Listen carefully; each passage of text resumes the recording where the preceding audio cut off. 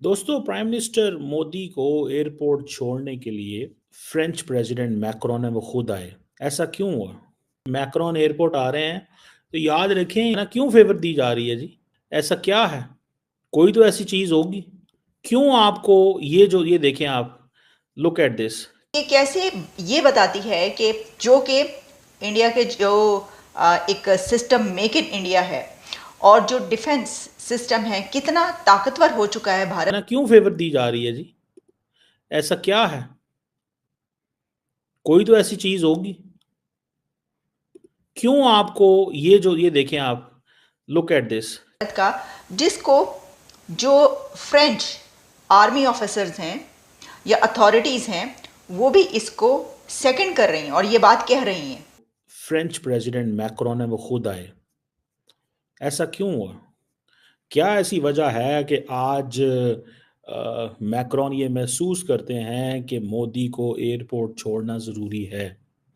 दो थेरीज हैं। एक थेरी तो ये है जी कि क्योंकि मैक्रोन मकसई में थे, उन्होंने पेरिस जाना था, दोनों का जगह एक ही जहाज़ खड़ा हुआ था, ठीक है, और उन्होंने कहा होगा मैं इन्हें सी ऑफ कर दूं। एक तो ये थेरी, लेकिन दूसरी थेरी ये है कि India has become so important, so relevant, and the government in France does know that what kind of impressions will this create in India, कि जी फ्रांस का सदर जो है वो नरेंद्र मोदी को एयरपोर्ट छोड़ने आ गए। ये चीज़ जो है ये पहले होती थी डेवलपिंग वर्ल्ड में, कि जब वो फर्स्ट वर्ल्ड से आते हैं लोग तो उनको जनाब एयरपोर्ट से लेते हैं, एयरपोर्ट छोड़ने जाते हैं, so on and so fourth. ठीक है जी, ये एक चीज़ है। अब उन्होंने कहा देखिए जी, we have turn the tide. ठीक है जी, हमने तो चीज़ों को ठीक कर दिया है। अब देखिए फ्रांस के सदर को हमें छोड़ने आना पड़ता है। ये इस वक्त बीजेपी और वो सारे लोग जो हैं वो सारी बात है इस पे कमेंट कर रहे होंगे। और कि देखिए जनाब, ये प्रोटोकॉल तोड़ा है। मैक्रोन ने प्रोटोकॉल तोड़ दिया। मोदी साहब को मार्क्साई एयरपोर्ट से वॉशिंगटन के लिए सी ऑफ कर दिया। And Modi's plane is now directed towards Washington. वो वॉशिंगटन की तरफ चल पड़ा। ये है सारी की सारी। अब देखें, वो जैसे पॉलिटिक्स बोलते हैं या क्या बोलते हैं आप। सो ये एक इम्प्रेशन है, ये एक चीज़ है जिसको मैं समझता हूँ कि देखना चाहिए। मेरी असेसमेंट में जो चीज़ एक जिसे जिसे कहते हैं ना, एक जो शोर मच रहा है, वो शोर यही है कि भाई अब मोदी को एयरपोर्ट छोड़ोगे तो आपको देखें, जब मैक्रोन एयरपोर्ट आ रहे हैं तो याद रखें उन्होंने इंडिया के से बहुत कुछ लेना है। कोई भी मुल्क जो होता है ना, अगर मैं थोड़ा सा इसको इंटरेस्टिंगली कहूँ, कोई भी मुल्क जो है वो आपको क्यों फेवर दे रहे हैं? वाई? एक सवाल पैदा होता है ना, क्यों फेवर दी जा रही है जी? ऐसा क्या है? कोई तो ऐसी चीज होगी। क्यों आपको ये देखें आप, लुक एट दिस। कैसे वो नरेंद्र मोदी को पूरी की पूरी फ्रेंच गवर्नमेंट दे रही है? भाई पैसे, पैहे पैहे पैसे, बिजनेस, डीलिंग, ये सारा कुछ है, दैट इज देयर। मुझे ऐसे लगता है कि पाकिस्तान को जिस चीज़ को एड्रेस करना चाहिए, जिस चीज़ को देखना चाहिए, वो ये है कि कैसे इंडिया एंड दुनिया करीब हुआ और हम कैसे अपनी वेस्ट के साथ रेलिवेंस क्रिएट कर सकते हैं।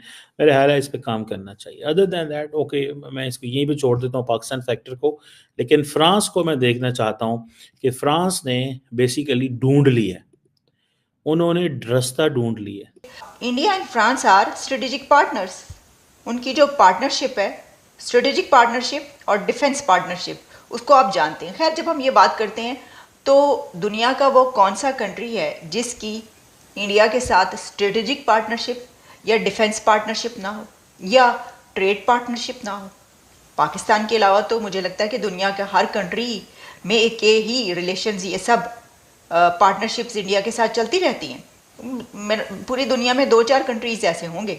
अच्छा, फिर ये जो साहब हैं जिनका हमने आपको बताया के जो कि आर्मी ऑफिसर हैं फ्रांस के, उन्होंने कहा the two countries are already sharing equipment like Rafale fighter jets and Scorpion submarines. For us, the industry of Indian defense is very effective. We are looking at the capacities offered by India as much as we are looking at the capacities of the highest countries providing equipment. ये बहुत important statement. इसकी वजह ये है कि वो कह रहे हैं कि जो इंडियन डिफेंस कैपेसिटी है वो बहुत बढ़ती जा रही है और एक उस स्टेटस हासिल कर लिया है कि जब हम देखते हैं कि मोस्ट पावरफुल कंट्रीज़ दुनिया की, तो उन्होंने कहा कि हम उसको भी देख रहे हैं कि उनकी तरफ से हमें क्या ऑफ़र है और इंडिया की तरफ से हमें क्या थोड़ा सा देखना चाहिए, इसको हमें थोड़ा सा देखना चाहिए। If we do not do things this way, मुझे ऐसा लगता है कि पाकिस्तान को इन सारी चीज़ों से it's a lesson to learn कि connect with your people. Modi जाते हैं, कहाँ गए थे, बहरीन या कुवैत गए हुए थे रिसेंटली, तो जाके वहाँ पे लोकल से मिले। He doesn't want to wine and dine with the royals, he want to wine and dine with the local, जो वहाँ पे इंडियंस हैं उनके साथ वाइन एंड डाइन करना चाहते हैं। वो रॉयल्स के साथ नहीं जाना चाहता भाई, वो कहता मुझे कोई इंटरेस्ट नहीं है इन बड़े लोगों से, सो कॉल्ड बड़े लोगों से मुझे कोई इंटरेस्ट नहीं है, मैं इनके साथ नहीं करना चाहता। ठीक है सर। सो ये आप समझ लें कि that's how they he is doing it. वो कैसे प्रोटोकॉल तोड़ रहा है, वो कैसे चीज़ों को मैनेज कर रहा है, उसको समझ आ गई है, उसको समझ आ गई है कि आप अवाम के, जनता के करीब रहो। जितने ज़्यादा जनता के करीब रहोगे उतना आपके लिए अच्छा है। जितने आप उनके करीब रहोगे उतना आपके लिए अच्छा है।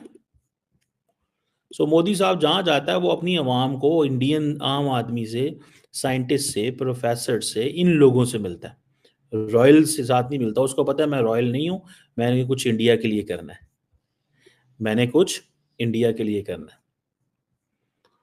अब देखें ना, ये अब फॉर एग्जांपल जब दुनिया बड़े स्केल पे देखती है तो जी मोदी कहता है जी